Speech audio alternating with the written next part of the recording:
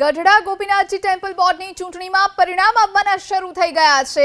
દેવ પક્ષના સાધુ બેઠકના શાસ્ત્રી હરિજીવન સ્વામી તો પાર્ષદ બેઠકના પોપટ ભગતની જંગી મતોથી જીત થઈ હોવાની જાણકારી મળી રહી છે।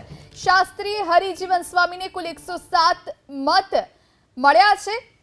119 મતમાંથી તો આચાર્ય પક્ષના સાધુ ઉમેદવારને માત્ર 12 મત મળ્યા, તો દેવ પક્ષના પાર્ષદ પોપટ ભગતને પણ કુલ 69 માંથી 62 મત મળ્યા હોવાની જાણકારી છે, જ્યારે આચાર્ય પક્ષના ઉમેદવારને માત્ર 6 મત મળ્યા છે।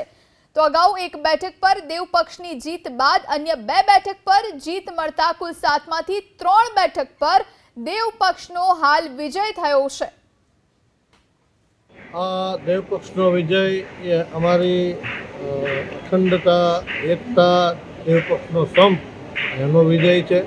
ગોપીનાથજી મહારાજની કરેલી સંપૂર્ણ સેવા કામગીરી નિસ્વાર્થ ભાવે એનો વિજય છે। અને ગઈકાલે તમે જોયું છે, સંતો ખૂબ પ્રમાણમાં આવ્યા, છતાં અમુક માંદા સંતો હતા, મોટી ઉંમરના હતા, એમને મેં આગ્રહ કરીને ના પાડી, તમે નહીં આવો। શારીરિક તંદુરસ્તી, આટલી ગરમીને કારણે તો પણ દેવ પક્ષનું ટોટલ વોટિંગ હતું 119, એમાંથી મને અમારા બધા સંતોએ સેવાના ભાગરૂપે 112 મત, 107 મત આપ્યા છે। મારી સામેના ઉમેદવારને ફક્ત 12 મત મળ્યા છે। એવી જ રીતે પાર્ષદ વિભાગમાં ટોટલ 69 કે 70 મત હતા, એમાંથી પોપટ ભગતને અમારા દેવ પક્ષની પેનલના ઉમેદવારને 62 મત મળ્યા છે, સામે 6 મત મળ્યા છે। અને બ્રહ્મચારી વિભાગમાં એ બિનહરીફ જાહેર થયા છે।